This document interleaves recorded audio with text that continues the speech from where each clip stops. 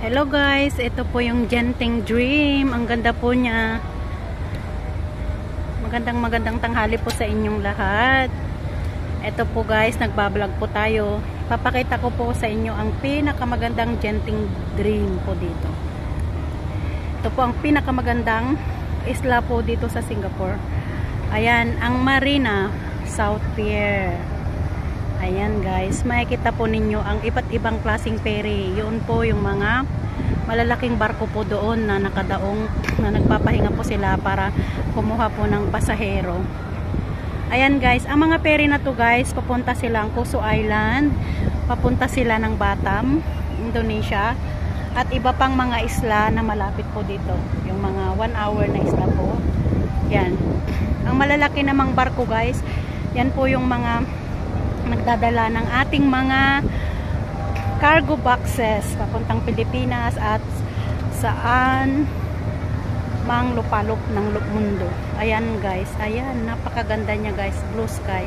Pero sa sobrang init po ngayon, ayan po, nandito po ako para mag-vlog, para may pakita po sa inyo ang pinakamagandang Marina South Pier guys. Ayan, napakaganda niya guys. Sorry po, napakaganda niya talaga. Ayan.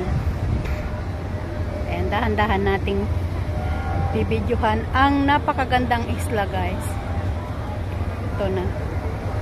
Ito po. Ayan. Pinakamagandang Marina South Pier. Ayan po. Ayun, napakaganda niya guys, sobrang ganda. Ayan. Ito po, napakaganda. Napakalaki po nung Genting Dream na yan guys. 11 deck po yan guys. Napakaganda niya. Ayan.